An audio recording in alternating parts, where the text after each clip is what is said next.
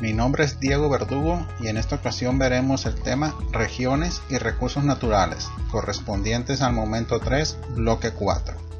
Comencemos. ¿Alguna vez te has preguntado por qué un desierto es muy similar a otro desierto o una selva a otra selva? ¿O por qué los pinos están en las montañas y no en los valles? Antes de entrar en el tema, me gustaría recordar las zonas y tipos de clima. Köppen, para su clasificación climática, se basó en dos elementos, en la temperatura y en la precipitación, y con base a la temperatura, agrupó los climas en 5 grandes zonas. Aquí, como lo vemos en la lámina, las zonas se distribuyen a nivel mundial a partir de la línea ecuatorial como zona tropical, seguida de una zona seca, una zona templada, una zona fría y una zona polar. Y a cada uno de estos tipos de climas los identificó con una letra mayúscula. Pero gracias a que la superficie terrestre no es plana, sino que tenemos un relieve, podemos tener diferentes tipos de clima en una misma latitud. Por ejemplo, aquí en Sinaloa podemos tener un clima frío o templado en la zona serrana, si hablamos de Badiraguato o el Palmito, y un clima caliente y húmedo en el Valle de Culiacán o en la zona costera. Y en ambos casos la vegetación va a ser diferente, ¿no?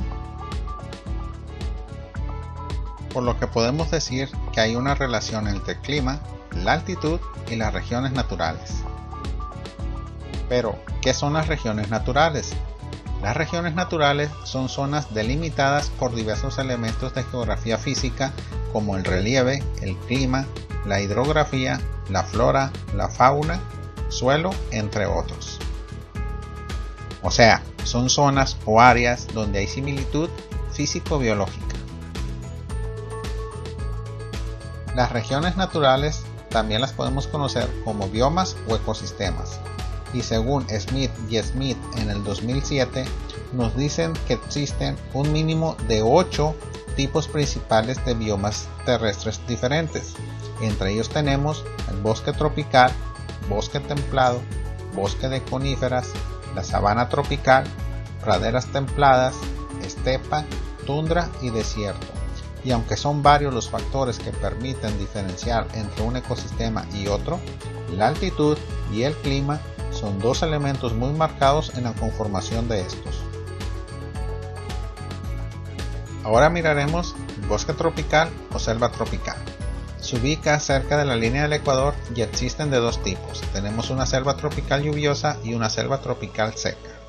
La selva tropical lluviosa se caracteriza por tener un nivel elevado de lluvias no estacionales, es decir, llueve durante casi todo el año. En nuestro país son las comunidades vegetales más exuberantes. Están formadas por árboles de hasta 30 metros o más de alto, de muy diversas especies y conservan su follaje durante todo el año. La mayoría de los árboles tienen hojas grandes y duras. Se distribuyen en climas cálidos y húmedos. Son los ecosistemas con mayor riqueza de especies. Pero en esta región el suelo superficial es pobre porque el exceso de humedad lo oxida y la capa de suelo productivo está a más de 50 centímetros de profundidad, donde se encuentran los nutrientes. Estos son los llamados suelos forestales, donde además de la selva, el bosque mixto y el bosque de coníferas también lo presentan. Por lo tanto, no son suelos aptos para la agricultura.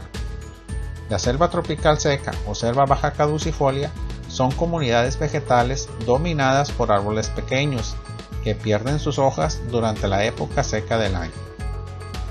Pero las hojas vuelven a crecer al comienzo de la estación de lluvias. Estas zonas tienen una diversidad única, con gran cantidad de especies endémicas, es decir, son especies que solamente crecen en este lugar. La vegetación suele estar presionada por la expansión de la agricultura tradicional y la ganadería extensiva. Estas actividades han degradado extensas zonas de estas selvas, por lo que son de los ecosistemas tropicales más amenazados del mundo. Bosques templados. Los bosques templados se localizan en zonas con clima templado.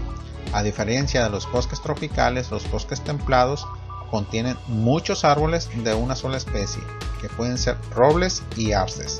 Su fauna se compone de ciervos, marmotas, conejos y alces. Bosque de coníferas, también conocido como taiga o bosque boreal, son comunidades dominadas por árboles altos, mayormente pinos y encinos, acompañados por otras varias especies que habitan en zonas montañosas con clima templado o frío. México contiene el 50% de especies de pinos en el mundo, alrededor de 50 especies, y cerca del 33% de encinos, alrededor de 200 especies diferentes. La sabana tropical. Se localizan en zonas tropicales y subtropicales. La mayor extensión de tierra de este tipo se localiza en el centro y al este de África, aunque también hay en Sudamérica y en Australia. Las sabanas presentan un espectro amplio de tipos de vegetación, desde solo gramíneas y otras herbáceas hasta arbustos y árboles. Tenemos muchos herbívoros de gran tamaño y se concentran en grandes manadas. Estas incluyen, por ejemplo, cebras, ñus, elefantes, jirafas, avestruces, gacelas y búfalos. Y donde hay muchos herbívoros también tenemos depredadores. Aquí tenemos a los leones, guepardos, cocodrilos, hienas y leopardos. Praderas templadas. Las praderas ocurren generalmente en el centro de los continentes y donde hay grandes variaciones estacionales de la temperatura, veranos calientes e inviernos fríos. Alguna vez cubrieron áreas extensas del planeta, pero su extensión ha disminuido a una fracción de su tamaño original debido a su transformación en campos de cultivo y tierras de pastoreo. Las praderas se encuentran distribuidas en 5 áreas principales. Tenemos a las praderas de los grandes llanos de Norteamérica, la pampa de Argentina, el belt de África del Sur, las estepas de Eurasia Central y rodeando los desiertos en Australia. La mayoría de las praderas han sido alteradas extensamente y ahora son las regiones principales mundiales de producción de cereales como trigo, maíz y otros granos. Estepa. Estas regiones naturales constituyen la zona de transición entre las sabanas y el desierto. Son más secas que las primeras, pero con mayor humedad que el segundo. La vegetación predominante también es las hierbas y pastos, pero son de menor altura que los sabaneros, puesto que en la estepa las temperaturas son más elevadas y la lluvia menos abundante que en la sabana. Tenemos presencia de árboles espinosos y plantas xerófilas adaptadas a la escasez de agua y al fuerte calor. La fauna que habita en estas regiones está formada por animales domésticos, como ovejas, cabras, camellos, caballos y animales silvestres como insectos, reptiles y pequeños roedores.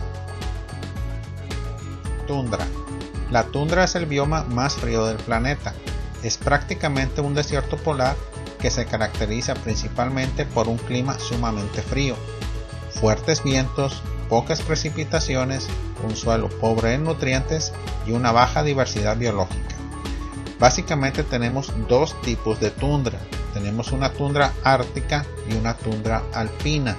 La tundra ártica se localiza en el hemisferio norte por debajo de las capas de hielo ártico y se extiende hasta el límite de los bosques de coníferas de la taiga.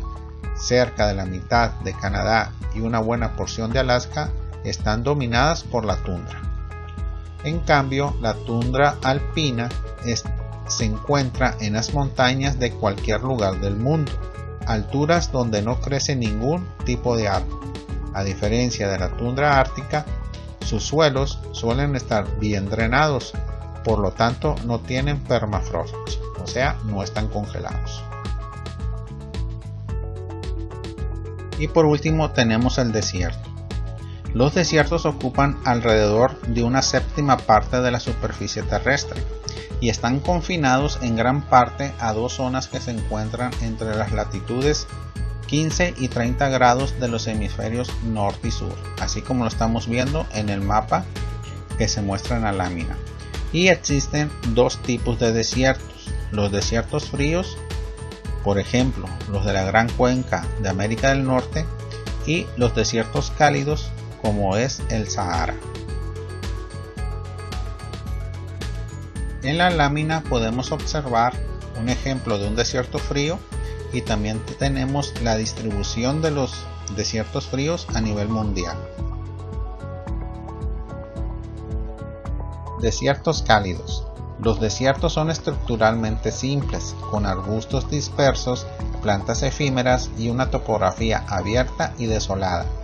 En este ambiente riguroso, las plantas y los animales han desarrollado modos para evitar la aridez y las altas temperaturas, ya sea evadiendo o resistiendo la sequía. A pesar de su aridez, los desiertos albergan una diversa vida animal, especies herbívoras notablemente oportunistas y también hay carnívoros.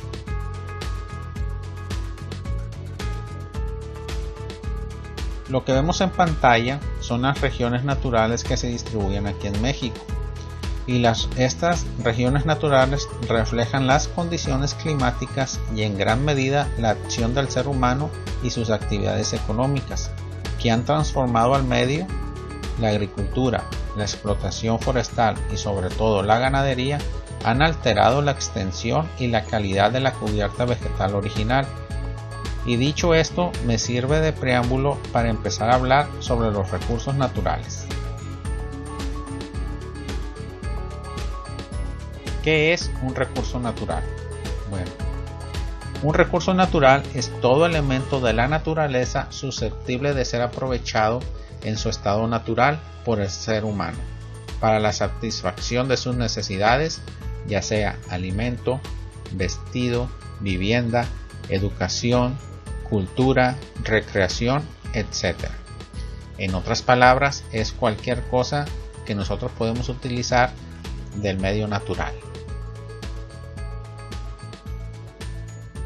Lo que vemos en pantalla es una clasificación de los recursos naturales y lo vamos a clasificar en dos, en renovables y no renovables.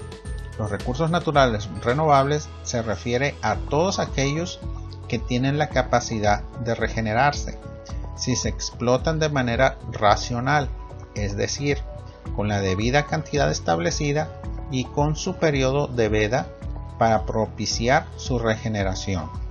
Aquí tenemos a la flora y a la fauna.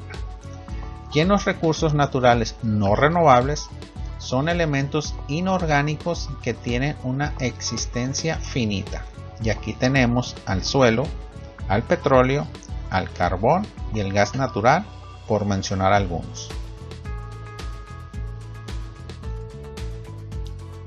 En esta otra podemos ver otra clasificación para los recursos naturales. Aquí tenemos recursos minerales, recursos bióticos y recursos hídricos. Entre los recursos minerales tenemos que son concentraciones naturales de metales, no metales y minerales. Son del grupo de los recursos no renovables. En los recursos bióticos vamos a tener a los recursos que se regeneran naturalmente, es decir, los que proporciona la naturaleza. Y estos pertenecen al grupo de recursos renovables. Y por último tenemos a los recursos hídricos. Tiene que ver con los cuerpos de agua que se presentan en la naturaleza, desde los mantos acuíferos hasta los océanos. Bueno amigos, esto fue todo para esta clase. Si tienen alguna duda, déjenla en los comentarios. Gracias y nos vemos en el siguiente video. Adiós.